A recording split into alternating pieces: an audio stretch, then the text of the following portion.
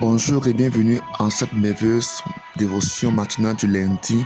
Nous bénissons le Seigneur Jésus-Christ pour la grâce qui nous a donné une fois de plus de commencer ce mois d'octobre dans sa grâce, dans sa présence. Nous voulons donc lui recommander ce mois d'octobre afin que ce soit l'un des 10e mois de l'année les plus fructueux, les plus florissants, les plus bénéfiques, les plus sécurisants, les plus glorieux au nom de Jésus-Christ de Nazareth. La parole de Dieu nous demande dans le livre de Jean chapitre 15 que Dieu nous ordonne à être productifs.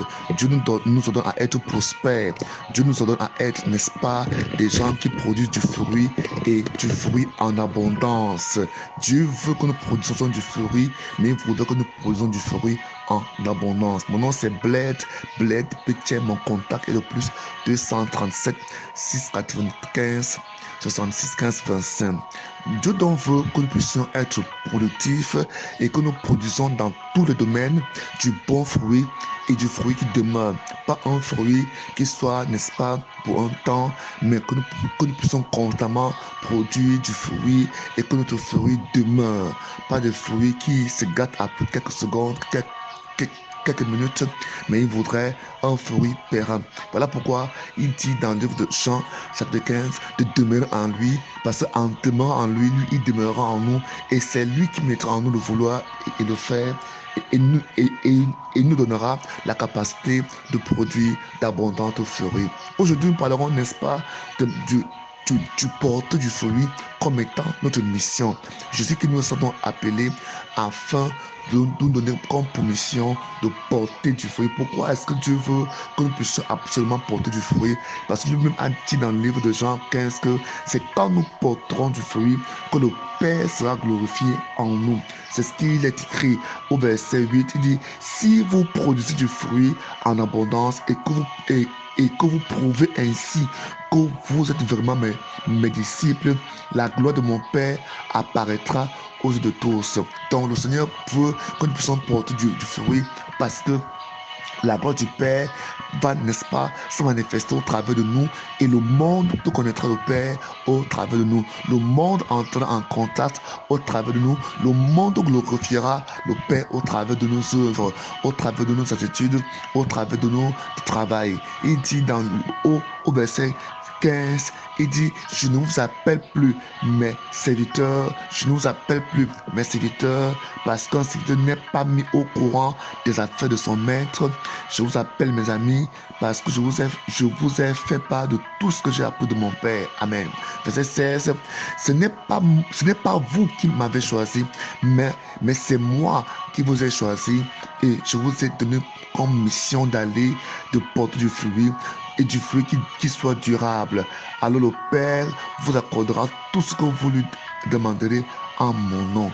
Donc le Seigneur Jésus qui c'est très très clair, il nous dit que ce n'est pas nous qui nous sommes appelés. Donc nous ne devons pas nous comporter comme si c'est nous-mêmes qui nous sommes appelés, comme si c'est nous-mêmes qui avons la force en nous d'accomplir quoi que ce soit. Il dit, rien en vous, n'est-ce pas, il n'y a rien en vous qui vous permet d'accomplir ces œuvres, mais c'est moi en vous qui accomplit les œuvres, comme lui-même disait à ses contemporains, que les œuvres que je fais, ce n'est pas moi qui les fais, mais c'est le Père en moi qui les fait. Amen. Donc, la même chose avec nous. Il a dit clairement que c'est moi qui suis en vous et c'est moi qui envoie la capacité, la capacité ainsi que la volonté. Voilà pourquoi il dit, sans moi, vous ne pouvez rien faire. Vous ne pouvez rien faire. Amen. Voilà pourquoi ici, au verset 16, il dit, ce n'est pas vous qui m'avez choisi. Donc, ce n'est pas toi qui as choisi Jésus. Ce n'est pas moi qui ai choisi Jésus. C'est Jésus qui t'a choisi. C'est Jésus qui m'a choisi. Il dit, je vous ai choisi, je vous ai appelé, je vous ai envoyé. Ma mission pour vous est que vous allez et que vous portez du fruit en abondance, du fruit qui demeure, beaucoup de fruits, afin que les hommes sachent que vous êtes les fils de mon Père Céleste, que vous êtes mes frères, dit Jésus. Voilà pourquoi ce matin, je voudrais que tu comprennes que ce mois d'octobre est un mois de productivité, est un mois d'abondance, est un mois de fécondité, est un mois de succès, est un mois de grâce, que ce mois de bénédiction pour toi se manifeste dans ta vie en tant que bénédiction, que ce mois de bénédiction soit pour toi de manière physique et réelle, matérielle, financière, comme mois de bénédiction, au nom de Jésus. Il dit donc que ici, ma mission est de vous donner pour mission d'aller et de porter du fruit, et que votre fruit soit abondant, que votre fruit soit demeure, que votre fruit soit durable, afin que tout ce que vous demanderez à mon nom, que le Père vous l'accorde. De quel fruit s'agit-il? Il s'agit de tout le bon fruit dans tous les domaines de ta vie, dans chaque domaine de ta vie. Il veut que, n'est-ce pas, que ce fruit se manifeste. Que le Seigneur te bénisse ce matin pendant que tu portes du fruit, pendant que tu as l'Esprit de Dieu en toi, pendant que tu as la parole de Dieu en toi. Les deux éléments qui te permettront de porter du fruit sont l'Esprit de Dieu et la parole de Dieu. L'Esprit de Dieu et la parole de Dieu. Il dit, demeurez en moi, alors je demeurerai en vous.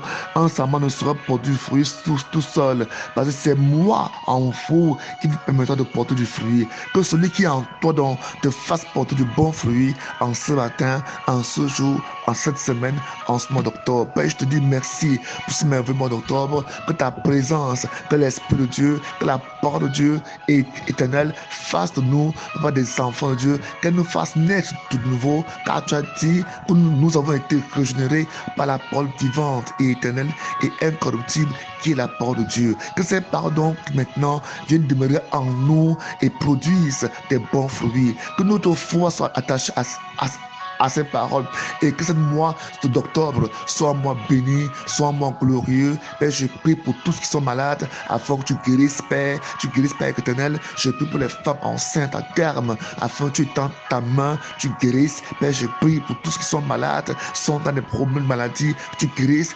Ceux qui sont dans la souffrance, que tu les consoles, que ta grâce et ta paix les inonde. Je bénis ce jour dans ta vie, j'ai béni ce jour de lundi 2 octobre, j'ai béni ce mois d'octobre. Que la grâce de Dieu demeure sur toi, au nom de Jésus-Christ. Amen.